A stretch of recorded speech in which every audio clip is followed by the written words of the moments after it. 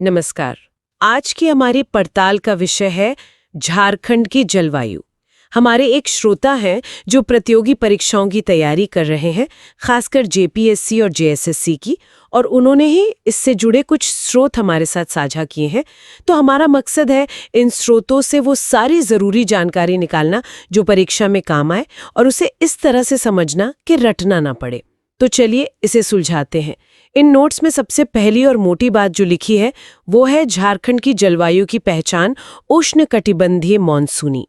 ये सुनने में तो बड़ा सीधा साधा लगता है, पर मुझे लगता है असल कहानी तो इन दो शब्दों में ही छिपी है। बिल्कुल सही। ये दो शब्द ही पूरा फ्रेमवर्क सेट कर देते हैं। उष्णकटिबंधीय यानी ट्रॉपिकल, क्योंकि कर्क रेखा राज्य के लगभग बीचों बीच से 6 जिलों से गुजरती है: लातेहार, गुमला, लोहरदगा, रांची, रामगढ़ और बोकारो। इसका सीधा मतलब है सूरज की सीधी किरणें और जाहिर है ज्यादा गर्मी। और मॉनसूनी तो खैर इस राज्य की जीवन रेखा है।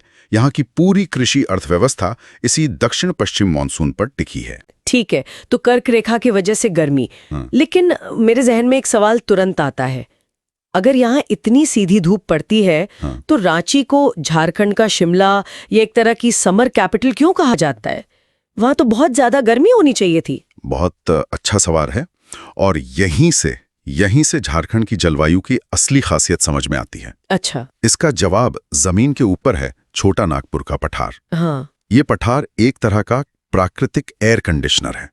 इसकी औसत ऊंचाई समुद्र तल से लगभग 760 मीटर है। और जैसा कि हम जानते हैं, ऊंचाई बढ़ने के साथ तापमान घटता है। यही वजह है कि कर्क रेखा पर होने के बावजूद रांची, हजारीबाग और खासकर नेतरहाट जैसे इलाके गर्मियों में भी अपेक्षाकृत ठंडे और सुहावने बने रहते हैं।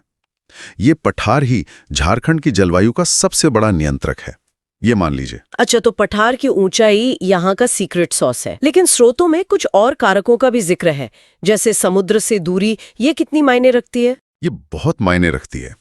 झारखंड भले ही एक लैंडलॉक्ड राज्य हो, लेकिन बंगाल की खाड़ी से इसकी दूरी खासकर पूर्वी सिंहभूम जैसे इलाकों से महज 90 से 100 किलोमीटर है। सिर्फ 90 किलोमीटर? ये तो वाकई बहुत कम है। हाँ, और इस नजदीकी का असर ये होता है कि हवा में नमी बनी रहती है। यही नमी मॉनसून को ताकत देती है और नॉर्वेस्टर जैसी तूफानी बारिश का कारण भी बनती है। तो क्या इसका मतलब है कि चक्रवाती तूफानों का भी यहाँ सीधा असर पड़ता है? सीधा असर तो तटीय राज्यों जैसा नहीं होता, लेकिन चक्रवातों के जो अवशेष हैं वो यहाँ पहुंचकर अच्छी खासी बारिश जरूर करते हैं, खासकर मानसून के बाद के महीनों में। इसके अलावा दो और कारक हैं। एक तो है यहाँ का वनस्पति आवरण। जंगल यानी? हाँ, जंगल। राज्य का लगभग 29.76% हिस्सा जंगलों से ढका है। ये जंगल एक विशाल स्पंज की तरह काम करते हैं, जो नमी को सोखते हैं और धीरे धीरे छोड़ते हैं, जिससे तापमान नियंत्रित रहता है। और पांचवा कारक जिसका जिक्र है, पश्चिमी विक्षोभ। ये तो उत्तर भारत में सर्दियों की बारिश के लिए जाना जाता है। इसका झारखंड से क्या लेना देना? इसका सीधा लेना देना है। भूमध्य सागर से उठी ये नम हवाएं जब सर्दियों में उत्तर भारत से गुजरती हैं, तो इनका असर झारखंड तक भी पहुंचता है। जी। ये यहाँ हल्की लेकिन बहुत जरूरी बारिश करती हैं। स्थानीय भाषा में इसे मावट कहते हैं। मावट? जी। और ये रबी की फसल जैसे गेहूं और चने के लिए अमृत की तरह होती है। वाह! तो ये 5 चीजें, कर्क रेखा, पठार की ऊंचाई, समुद्र की नजदीकी, जंगल और सर्दियों का पश्चिमी विक्षोभ, ये सब मिलकर यहाँ के मौसम का मिजाज तय करती हैं। और इन पांचों का असर सबसे साफ दिखता है मौसम के बदलने पर। गर्मी से शुरू करें तो यहाँ की गर्मी सिर्फ तापमान के बारे में नहीं है, बल्कि तूफान के बारे में भी है। हाँ, मार्च से मध्य जून तक गर्मी का मौसम रहता है। मई सबसे गर्म महीना होता है, जब तापमान 45 डिग्री सेल्सियस तक भी पहुंच जाता है। लेकिन यहाँ एक दिलचस्प बात है, पूरे राज्य में सबसे गर्म जगह जमशेदपुर को माना जाता है। जमशेदपुर क्यों? क्या वो कर्क रेखा के ज्यादा करीब है? नहीं, वजह भौगोलिक से ज्यादा मानवीय है। जमशेदपुर एक बड़ा औद्योगिक केंद्र है। यहाँ की फैक्ट्रियां, गाड़ियां और कंक्रीट की इमारतें वो बहुत ज्यादा गर्मी सोखती हैं और छोड़ती हैं। ओह, अर्बन हीट आइलैंड इफेक्ट। बिल्कुल। इसी वजह से वहां का तापमान आसपास के ग्रामीण इलाकों से कहीं ज्यादा महसूस होता है। और गर्मी के इसी मौसम में काल वैशाखी का जिक्र आता है। नाम से तो ये बड़ा डरावना लगता है, वैशाख का काल। नाम डरावना है क्योंकि ये गरज, चमक और तेज हवाओं वाला एक विनाशकारी तूफान हो सकता है। इसे नॉर्वेस्टर भी कहते हैं। लेकिन इसी घटना का एक दूसरा बहुत खूबसूरत चेहरा भी है। वो क्या? जब ये बारिश आम के पेड़ों पर पड़ती है तो छोटे छोटे आमों को बढ़ने में मदद करती है। इसीलिए आम के किसानों के लिए यही काल वैशाखी आम्र वर्षा यानी अमृत की बारिश बन जाती है। एक ही घटना के दो बिल्कुल अलग चेहरे, ये तो कमाल है। खैर, इस गर्मी और धूल भरे तूफानों के बाद आती है राज्य की जीवन रेखा, वर्षा ऋतु। एक मिनट, यहाँ मेरे नोट्स में कुछ ऐसा है जो मुझे चौंका रहा है। लिखा है कि बारिश अरब सागर और बंगाल की खाड़ी दोनों से होती है। ये कैसे मुमकिन है? राज्य तो पूरब में है। ये झारखंड की भौगोलिक स्थिति का एक और अनूठा पहलू है। देखिए, राज्य की लगभग 80 से 85% वर्षा बंगाल की खाड़ी से उठने वाले दक्षिण पश्चिम मानसून से ही होती है। ये सच है। लेकिन अरब सागर से उठने वाली मानसून की शाखा भी पूरे मध्य भारत को पार करके झारखंड के पश्चिमी हिस्से तक पहुंच जाती है और सिमडेगा जिले को वो जगह माना जाता है जहां इन दोनों शाखाओं का संगम होता है। दोनों शाखाओं का संगम। तो इसका मतलब तो पूरे राज्य में बारिश का पैटर्न भी बड़ा अलग अलग होगा। सबसे ज्यादा बारिश कहाँ होती है? सबसे ज्यादा बारिश वाला स्थान है नेतरहाट, जहां 180 सेंटीमीटर से भी ज्यादा बारिश दर्ज की जाती है। अच्छा। इसका सीधा संबंध इसकी ऊंचाई से है। बादल जब इसके ऊंचे पाट क्षेत्र से टकराते हैं तो अपनी सारी नमी वहीं उड़ेल देते हैं। लेकिन अगर जिले के तौर पर देखें तो सबसे ज्यादा वर्षा वाला जिला हजारीबाग है। ठीक है, ये तो हुई सबसे ज्यादा बारिश की बात। लेकिन सबसे कम बारिश वाली जगह चाईबासा का मैदान है। ये बात मुझे थोड़ी अजीब लगती है। चाईबासा तो पहाड़ियों से घिरा है, तो वहां तो बादल फंसने चाहिए और ज्यादा बारिश होनी चाहिए, कम क्यों? ये एक क्लासिक वृष्टि छाया क्षेत्र यानी रेन शैडो एरिया का उदाहरण है। Rain shadow area. हाँ, होता यह है कि जब बंगाल की खाड़ी से नमी वाली हवाएं आती हैं तो वे चाईबासा के मैदान तक पहुंचने से पहले ही पास के ऊंचे पठार और दलमा की पहाड़ियों से टकरा जाती हैं। टकराने के कारण हवा ऊपर उठती है, ठंडी होती है और अपनी सारी नमी पठार के उसी हिस्से में बरसा देती है। जब तक ये हवाएं पठार को पार करके दूसरी तरफ यानी चाईबासा के मैदान में उतरती हैं, तब तक वे लगभग सूख चुकी होती हैं। इसलिए वहां बारिश बहुत कम होती है। तो इसका मतलब चाईबासा के मैदानों की कृषि बाकी इलाकों से बिल्कुल अलग होगी। क्या वहां के किसान धान पर उतना निर्भर रह सकते हैं? बिल्कुल नहीं। वहां की कृषि ज्यादातर मोटी फसलों और दलहन पर निर्भर करती है, जिन्हें कम पानी की जरूरत होती है। ये दिखाता है कि कैसे जलवायु सीधे तौर पर लोगों की थाली और उनकी अर्थव्यवस्था को प्रभावित करती है। सही बात है। एक और पैटर्न याद रखने वाला है। झारखंड में वर्षा की मात्रा जैसे जैसे आप दक्षिण से उत्तर और पूर्व से पश्चिम की ओर जाते हैं, घटती जाती है। साफ है, इस इंटेंस मॉनसून के बाद जब सब कुछ हरा भरा हो जाता है, तब नवंबर से फरवरी तक शीत ऋतु आती है। इस मौसम के बारे में क्या खास है? शीत ऋतु यहाँ काफी सुहावनी होती है। जनवरी सबसे ठंडा महीना है। और सबसे ठंडी जगह आप अंदाजा लगा सकती हैं? नेतरहाट। बिल्कुल, फिर से नेतरहाट ही है। अपनी ऊंचाई के कारण यहाँ तापमान कभी-कभी 3 से 7 डिग्री सेल्सियस तक गिर जाता है।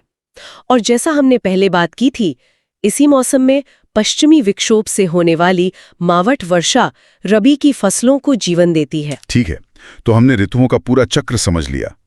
लेकिन स्रोत एक और गहरे विश्लेषण की ओर ले जाते हैं, झारखंड का जलवायु वर्गीकरण। परीक्षा में ये अक्सर पूछा जाता है, खासकर अयोध्या प्रसाद का 7 जलवायु प्रदेशों में विभाजन। ये 7 नाम याद रखना तो बड़ा मुश्किल काम लगता है। हाँ, 7 नाम सीधे सीधे रटना मुश्किल हो सकता है। इसलिए इसे समझने के लिए हम इन 7 प्रदेशों को 3 जलवायु व्यक्तित्वों में बांट सकते हैं। जलवायु व्यक्तित्व, ये सुनने में दिलचस्प है, बताइए। पहला व्यक्तित्व है अतिरेक वाले इलाके यानी दी एक्सट्रीम्स। इसमें 2 क्षेत्र आते हैं, महाद्वीपीय प्रकार गढ़वा पलामू और उप महाद्वीपीय प्रकार हजारीबाग धनबाद। इनकी पहचान है बहुत ज्यादा गर्मी और बहुत ज्यादा सर्दी। महाद्वीपीय इलाका समुद्र से सबसे दूर है, इसलिए वहां का मौसम सबसे ज्यादा रूखा और चरम पर होता है। ठीक है, तो पहला ग्रुप हो गया अतिरेक वालों का, यानी जहां ना गर्मी बर्दाश्त होती है ना सर्दी। दूसरा व्यक्तित्व क्या है? दूसरा व्यक्तित्व है सुहावने और आदर्श इलाके यानी द प्लेजेंट एंड आइडियल। इसमें भी 2 क्षेत्र हैं, तीव्र एवं सुखद प्रकार रांची और हजारीबाग का पठारी इलाका और शीत वर्षा प्रकार नेतरहाट का पाट क्षेत्र। ये वो इलाके हैं जिन्हें पठार की ऊंचाई का सबसे ज्यादा फायदा मिलता है। रांची का मौसम इंसानी रिहाइश के लिए आदर्श माना जाता है, तो नेतरहाट सबसे ठंडा और सबसे ज्यादा बारिश वाला वीआईपी इलाका है। और तीसरा और आखिरी व्यक्तित्व? तीसरा व्यक्तित्व है वर्षा और नमी से प्रभावित इलाके, यानी the rain and moisture influenced. इसमें बाकी बचे 3 क्षेत्र आते हैं। पहला डेल्टा प्रकार, साहिबगंज, पाकुड़, जहां गंगा नदी और बंगाल की जलवायु का असर साफ दिखता है। दूसरा सागर प्रभावित प्रकार, जमशेदपुर, पूर्वी सिंहभूम, जहां समुद्र के नजदीकी के कारण हवा में नमी हमेशा ज्यादा रहती है। और तीसरा आर्द्र वर्षा प्रकार, सिमडेगा, जो खास इसलिए है क्योंकि यहां मानसून की दोनों शाखाओं से भरपूर वर्षा होती है। ये तरीका तो वाकई शानदार है। इन 3 व्यक्तित्वों अतिरेक, आदर्श और आर्द्र से 7 क्षेत्र आसानी से दिमाग में बैठ जाते हैं। इन सब का लोगों के जीवन पर क्या असर पड़ता है? स्रोतों में एक लाइन बार बार आती है कि झारखंड की खेती मानसून के साथ जुआ है। इसे जुआ इसलिए कहते हैं क्योंकि लगभग 80% खेती धान पर निर्भर है, और धान की फसल पूरी तरह से मानसून की बारिश पर। अगर मानसून समय पे आया और अच्छा हुआ तो बम्पर फसल, लेकिन अगर मानसून ने धोखा दिया तो सूखा या बाढ़ की स्थिति बन जाती है, जिससे पूरे साल की मेहनत और कमाई चली जाती है। इसीलिए ये एक बहुत बड़ा जुआ है। और इसी जलवायु का एक और खतरनाक पहलू भी है। इन नोट्स में एक चौंकाने वाला तथ्य है कि बिजली गिरने से होने वाली मौतों में झारखंड देश के शीर्ष राज्यों में से है। इसके पीछे क्या कोई खास जलवायु संबंधी कारण है? हाँ, और वजह जमीन के नीचे छिपी है, जो बहुत ही अनोखी बात है। जमीन के नीचे? जी। छोटा नागपुर का पठार सिर्फ ऊंचा ही नहीं है, बल्कि ये लौह अयस्क, तांबा, बॉक्साइट जैसे खनिजों के खजाने से भरा है। ये सभी खनिज बिजली के बहुत अच्छे सुचालक, गुड कंडक्टर्स होते हैं। जब मॉनसून के बादल बिजली से चार्ज होकर पठार के ऊपर आते हैं, तो ये खनिजयुक्त जमीन और उस पर लगे ऊंचे पेड़ एक तरह से बिजली को अपनी ओर आकर्षित करते हैं, उसे एक आसान रास्ता देते हैं। इसी वजह से यहां बिजली गिरने की घटनाएं इतनी ज्यादा और जानलेवा होती हैं। अविश्वसनीय। मतलब जिस खनिज संपदा पर राज्य को इतना गर्व है, वही आसमानी बिजली के लिए एक चुंबक का काम करती है। ये तो एक ऐसा तथ्य है जो आसानी से नहीं भूलता। वाह, मतलब हमने झारखंड की जलवायु का पूरा पोस्टमार्टम ही कर दिया। तो इस सारी बातचीत के अंत में अगर किसी को परीक्षा के लिए फटाफट रिवीजन नोट्स बनाने हो तो मुख्य बिंदु क्या होंगे? अगर हम सबसे जरूरी तथ्यों को समेटें तो पहला, जलवायु का प्रकार उष्णकटिबंधीय मानसूनी। दूसरा, मुख्य नियंत्रक छोटा नागपुर पठार की ऊंचाई। सबसे गर्म स्थान जमशेदपुर अर्बन ईट आइलैंड के कारण। सबसे ठंडा स्थान नेतरहाट ऊंचाई के कारण।